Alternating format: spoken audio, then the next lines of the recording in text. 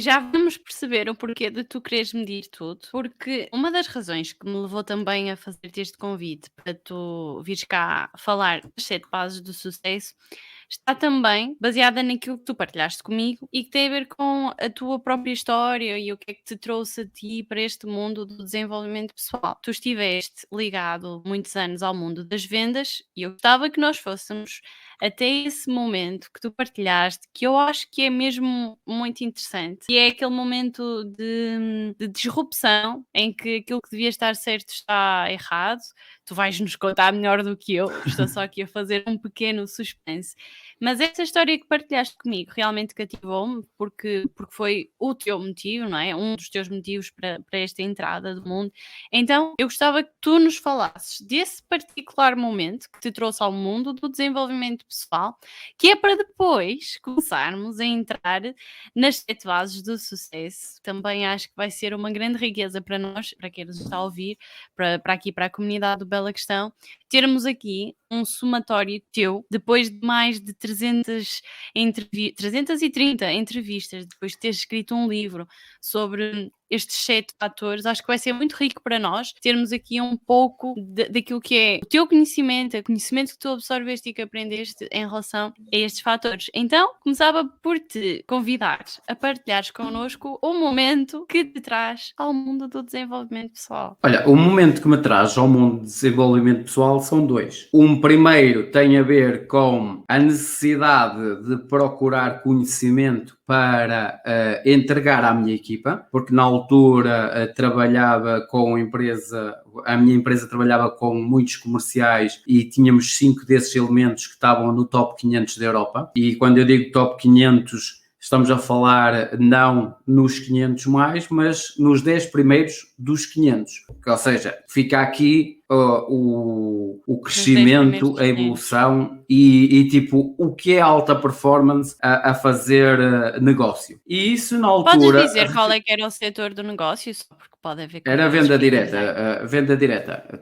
Trabalhávamos diretamente com purificadores de ar e de água. Ou seja, tínhamos dois modelos. Uma primeira parte comecei com purificadores de ar e uma segunda parte da minha vida, passado 7 anos, mudei para o setor da água, da purificação da água. Aí estive ligado também bastantes anos e o que é que aconteceu? O setor das vendas, ainda recentemente tive como orador no Top Sales Summit, que estavam mais de 70 especialistas, inclusive um deles que esteve aqui como teu convidado, o Alexandre Monteiro, também esteve presente, faz com que nós em alto rendimento tínhamos que estar sempre em constante evolução. Só que chega um momento da nossa vida que quando andas há 1 ano nisto é tudo muito novidade para ti. Quando andas há 5, a novidade já não é tanta. Quando andas já há 10, a coisa cada vez, o degrau cada vez é maior no sentido da tua evolução, porque nos primeiros anos tu notas que estás a subir e a crescer muito, mas depois nos anos mais à frente parece que para subir um bocadinho andas e parece que não vês nada acontecer. Mas só não vês nada acontecer porque tu já aprendeste muito para trás, porque senão isso não iria acontecer. Então houve uma fase ali que eu decidi começar a tirar certificações de coaching, programação neurolinguística, de inteligência emocional, de brainstorming, de storytelling, ou seja, várias competências de liderança, trabalho de equipa, team building, e eu fui procurar isso tudo para entregar à minha equipa. A realidade é que os resultados continuaram a subir, mas houve ali uma fase que eu me senti tipo, que é aí que vem a segunda parte, e é tal reflexão que tu querias que eu falasse, que foi essa também que eu partilhei contigo na altura. Há ali uma parte que tu começas a pensar, mas eu sinto-me aprisionado no sentido de eu estar a oferecer tudo o que eu sei a uma equipa tão limitada, e quando eu digo limitada estamos a falar de 16 comerciais, 9 telefonistas, 4 técnicos, ou seja, estamos a falar de uma equipa de 30 e poucos elementos, comparado com o que eu poderia entregar no mercado que seria muito mais, houve ali aquele momento que eu me senti tipo estagnado. E houve um momento que eu pensei assim, eu tenho tudo, mas não me sinto feliz. Sabes que Ou eu seja, lembro-me de tu me contares desse momento, não é, que tinham acabado de fazer um marco para a equipa e de tu me dizeres o que é que viveste, se quiseres levar-nos a esse momento, porque vê, sim, eu posso levar à visualizei vontade. e guardei na memória. Posso levar à vontade porque até eu escrevi no livro e quando eu escrevi no livro há 3 anos atrás, a cada vez que eu estava a escrever cada palavra também chorava porque estava a viver um momento passado. E o que é que aconteceu? Nós tínhamos feito um marco, o melhor marco naquele dia da nossa história de empresa, mas eu sentia-me completamente insatisfeito e mandei a minha equipa toda ir a um local que era nosso de convívio quando isto acontecia, íamos jantar fora, a seguir íamos jogar snooker, beber uns copos, que era normal Bons quando isso velhos tempos, acontecia. não é? Comparado com hoje em dia é. E na altura eu mandei o giro, porquê? Porque eu precisava estar a solo, precisava de pensar, de refletir, porque sentia-me preso. E então o que é que aconteceu? Nós tínhamos as salas de telemarketing e nas salas de telemarketing nós tínhamos uns espelhos que cada telefonista tinha o seu espelho, quando falava com o cliente para se poder visualizar ao espelho a forma como Isso é falava com o espetacular. cliente.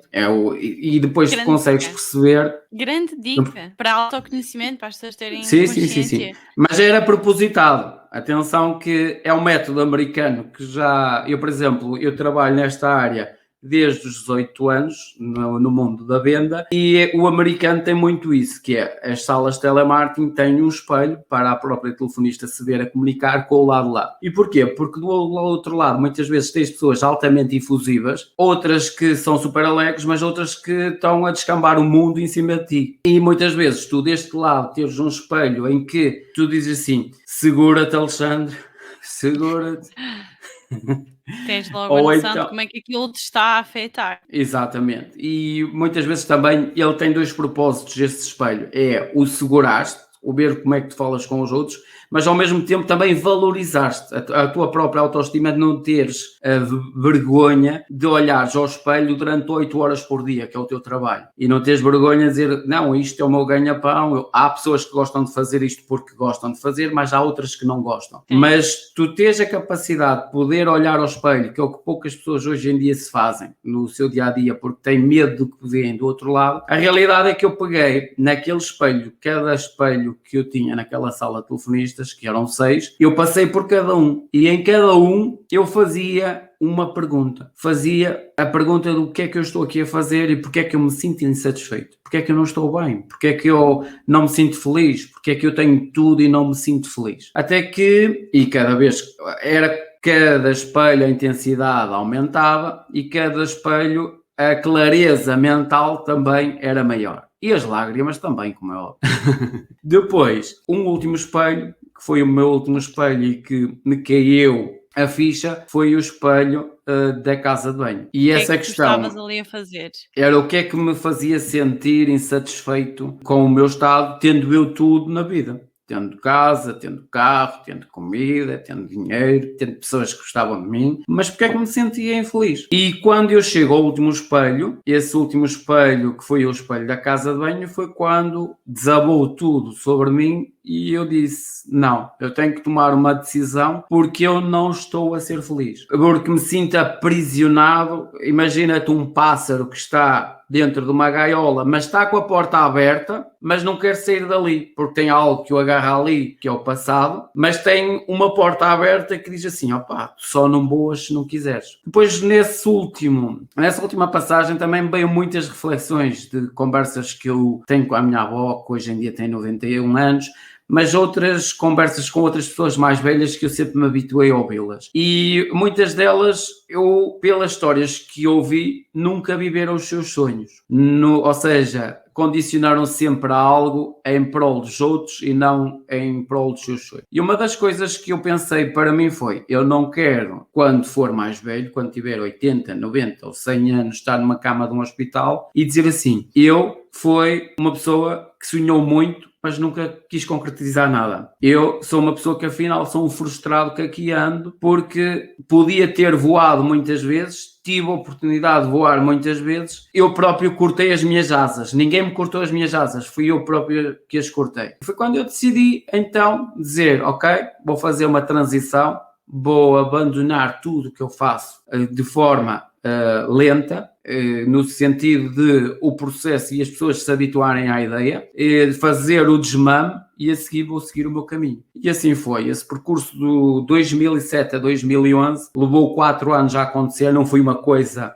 abrupta, mas aconteceu lentamente. Mas hoje sinto-me muito mais realizado, apesar de não trabalhar com tantas pessoas, porque hoje em dia, eu antigamente entrava na minha empresa com montes de pessoas, hoje sou eu a trabalhar nas outras empresas com pessoas, ou com equipas, ou com diretores, ou com vendedores, ou com atletas, ou com treinadores, mas traz também uma coisa que a mim me satisfaz bastante, que é a novidade todos os dias. E uma coisa é eu ver pessoas novas todos os dias, porque é mais fresco para mim, que tenho a capacidade de dizer, opá, vou ensinar esta pessoa ou partilhar com esta pessoa o que eu sei, o meu know-how, do que tu te sentires que ao fim de 10, 15, 20 anos já não tens assim tanta coisa para ensinar aos que lá estão contigo há 10 ou 20 ou 30 anos. A não ser que tu te estejas constantemente a formar para trazer. Mas essa tal novidade que existe de um impacto inicial não é assim tão grande. A não ser que também trabalhes com equipas,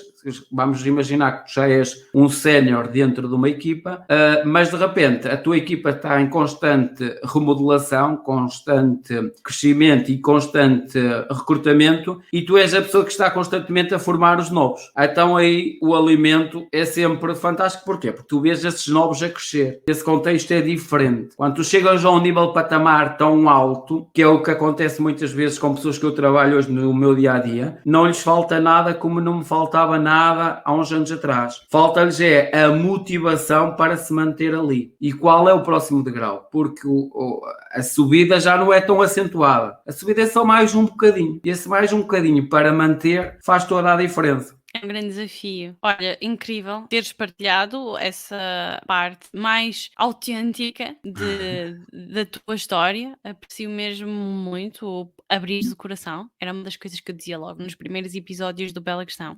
Quero perceber o que vai na cabeça e no coração. Quem cá vem como convidado. E é muito isso. Acho que é bom nós entendermos que muitos medos que nós não partilhamos por receio de serem só nossos, percebermos que há medos e há prisões que nós colocamos em nós próprios, que há tanta gente a passar pelo mesmo, então podermos conversar com quem passou por lá, mas depois abriu as portas e voou, é maravilhoso.